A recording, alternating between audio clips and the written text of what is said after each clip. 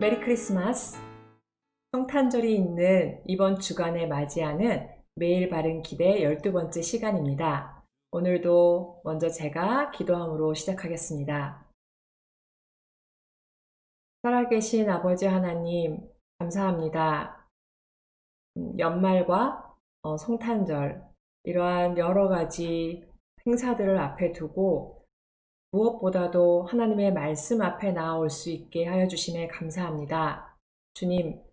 주님께서 이 세상에 오셔서 저희들을 위해서 죽으시고 또한 부활하셔서 우리를 구원 가운데 이루신 그 주님의 말씀을 듣기 원합니다.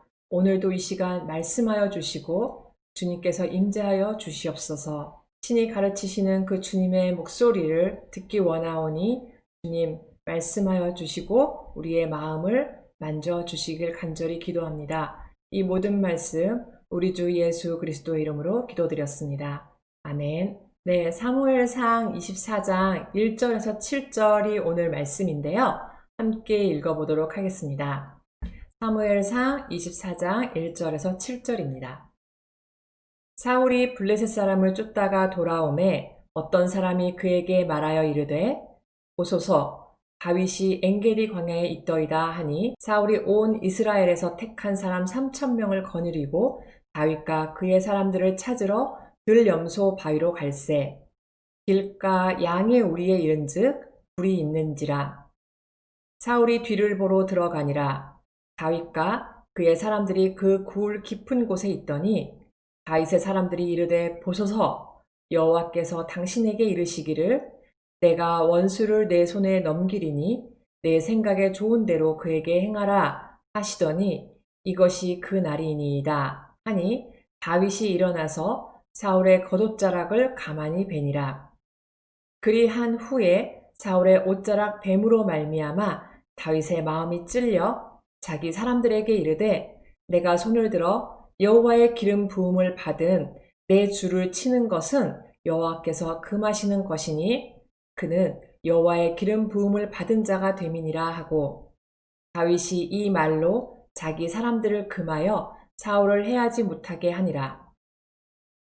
사울이 일어나 굴에서 나가 자기 길을 가니라. 아멘.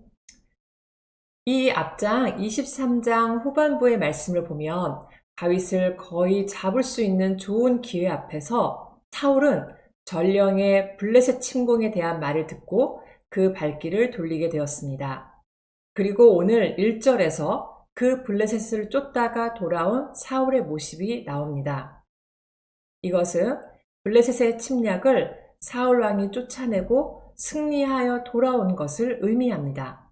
그런 전쟁을 치르고 그는 다윗이 엔게디 광야에 있다는 말에 다시 군인 3,000명을 이끌고 바로 그 다윗이 있는 곳을 향하여 가는 것입니다. 이것을 자세히 보면 다윗을 충분히 잡을 수 있는 상황에서 하나님께서 블레셋의 침략을 통해 사울 왕의 손을 막으셨음을 알 수 있습니다. 그리고 그 전쟁에서 사울에게 승리를 허락하시죠. 그런 상황 속에서 사울이 하나님을 조금이라도 마음에 두고 있었다면 그는 그 상황을 통해 하나님의 뜻을 깨닫고 그 뜻에 진의, 하나님의 마음을 찾고 그 뜻에 순종할 수 있어야 했습니다. 하지만 그는 그 전쟁을 끝내자마자 쉬지도 않고 다윗이 있다는 소식에 바로 그를 잡으려고 다시 출발한 것입니다. 하나님은 다윗을 죽이지 말라고 계속해서 사울에게 경고하시는데 사울은 자신의 열등감과 시샘에 사로잡혀 끊임없이 다윗을 죽이려고 하는 것입니다. 이런 그의 행보를 본다면 그는 블레셋 적군을 물리치는 것에 관심도 없었던 것을 추측할 수 있습니다. 여기서 사울은 하나님의 섭리를 볼 수 있어야 했던 것입니다. 그러나 블레셋의 침략으로 다윗을 눈앞에 놓칠 수밖에 없었던 상황을 보며 하나님의 섭리였음을 발견할 수 있는 영적 안목이 사울에게는 전혀 없었던 것입니다. 다윗을 살리려는 하나님의 역사를 볼 수 있어야만 했지만 사울은 끝까지 그 하나님의 개입을 무시하고 자신의 욕망에 끌려 결국 하나님에게 반역하는 악한 자로 남게 되었던 것입니다. 우리도 화내고 싶고 따지고 싶고 세상의 욕망을 따라 놀고 싶고 이렇게 내 감정대로 죄를 짓고 싶은데 그렇게 죄를 지을 수 있는 환경을 막으시는 경우를 때때로 만납니다. 그때 우리는 자신을 돌아보라는 하나님의 사인임을 깨닫고 우리 자신을 돌아볼 수 있어야 합니다. 그리고 주어지는 환경보다 내 욕망이 죽지 않을 때, 욕망이 앞설 때 우리는 무조건 멈춰야 합니다. 또 반대의 환경이 주어진 한 사람, 다윗의 모습이 이 본문에 동시에 나타납니다. 다윗과 그 사람들이 있던 굴에 사울이 호위대의 시중을 받지 않은 채 생리 현상을 해결하기 위해 혼자 그 동굴로 들어오므로 다윗에게 그를 아주 쉽게 죽일 수 있는 기회가 주어진 것입니다. 자신을 죽이려는 악한 자를 충분히 물리칠 수 있는 환경이 활짝 열린 것이죠. 다윗이 특공대를 조직해서 사울을 죽이러 간 것도 아니고 사울이 다윗의 굴 안에 들어온 것입니다. 사울을 죽인다면 자신의 생명을 지키고 또 자신의 욕망에 사로잡혀 이스라엘 전체를 타락의 길로 가는 것을 막아 하나님의 정의가 세워지는 상황이 됩니다. 이것은 합법적인 상황이죠. 그리고 또 다윗의 사람들 역시 하나님께서 주신 기회라고 말하며 이 기회를 어긴다면 하나님의 명령을 어기게 되는 것이라고 말하고 있는 것입니다. 여러분이 이런 상황을 만났다면 어떻게 하셨겠습니까? 그러나 하나님은 같은 형제를 살인할 것을 한 번도 허락하신 적이 없습니다. 하나님은 이스라엘 민족이 출애굽하여 가나안 땅을 들어갈 때도 아브라함의 사촌 롯의 후손인 모압과 암몬 족속 그리고 야곱의 형제 에서의 후손인 에돔 족속조차도 절대 치지 못하게 하셨습니다. 같은 이스라엘 민족은 아니지만 그들의 형제 나라이기 때문이죠. 그런데 사울 왕은 같은 형제라는 것을 벗어나 그 역시 하나님의 기름 부음을 받은 자였습니다. 그런 하나님의 뜻을 먼저 볼 수 있었던 다윗은 사울의 겉옷 자랑만을 베고도 그 마음이 찔려하며 자기 사람들에게 사울을 해하지 못하게 하고 있는 것입니다. 환경이 열리고 주위 사람들이 그 길을 독려할 때 우리는 기도의 응답으로 여겨집니다. 맞습니다. 기도의 응답일 수 있습니다. 하지만 제일 우선순위인 하나님의 뜻이 절대적임을 잊지 말아야 합니다. 사울은 환경을 통해서 하나님께서 보여주신 그 하나님의 섭리 가운데 자신의 욕망을 깨닫고 돌아왔어야 했지만 그러지 못하였습니다. 그러나 다윗의 경우는 하나님의 섭리 가운데 주어진 좋은 환경이 되었지만 자신의 욕망보다 더 크신 하나님의 뜻을 바라보고 그 하나님의 뜻을 지켰던 것입니다. 세상은 목적을 위해 수단이 중요하지 않다는 논리가 팽배합니다. 그러나 불의 앞에서 기도하며 인내하며 어떻게 하나님께서 개입하실지를 기대하는 것은 우리 믿는 자들의 논리가 되어야 합니다. 즉, 성도는 어떤 상황이든지 마지막까지 하나님의 뜻을 구하며 하나님의 간섭을 기다려야 하는 것입니다. 그래서 믿음은 인내입니다. 인내는 끝까지 하나님의 개입을 기다리는 것입니다. 다윗을 보십시오. 어떤가요? 결국 나중에 자연스럽게 블레셋의 패에서 사울이 자살하고 죽는 것으로 끝이 납니다. 하나님께서는 모든 환경을 하나님의 섭리 가운데 우리에게 허락하십니다. 많은 상황들이 우리 앞에 주어질 것입니다. 그때 우리는 막힌 상황들 앞에서 우리 자신의 욕망을 돌아볼 수 있어야 합니다.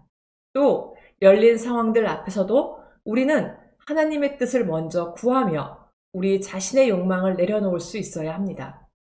그렇게 모든 상황을 허락하신 하나님의 뜻을 구하며 하나님의 개입하심을 기다릴 수 있는 우리들이 되길 원합니다. 그렇게 하나님의 뜻을 최우선으로 바라보고 지키는 가운데 하나님께서 친히 일하심을 분명히 경험하게 될 것입니다. 제가 기도함으로 마치겠습니다. 우리의 삶 가운데 주관자 되시고 우리의 생명 되신 주님, 주님께 오늘 말씀을 통하여서 또 한번 우리가 얼마나 내가 마음대로 하려고 했던지, 그저 열린 환경과 사람들의 응원에 힘입어 주님의 뜻을 구하기보다는, 주님의 뜻이 무엇이 살펴보기보다는 내 자신의 욕망만을 가지고 그것이 맞다라고 생각하며 실행했던 일들이 너무나도 주님 앞에 부끄럽고 어리석었음을 고백합니다. 이 시간 주님, 성령 하나님의 충만하심을 저희들에게 허락하여 주시옵소서. 그래서 매 순간순간 나의 이 죄된 욕망, 나의 이 죄성들이 올라올 때마다 주님의 그 십자가로 눌러주시고 나의 이 십자가를 주님께 내어드리고 오직 주님의 십자가만을 짊어지는 주님의 자녀들로 저희들을 세워주시옵소서. 이 모든 말씀 우리 주 예수 그리스도 이름으로 기도드렸습니다. 아멘.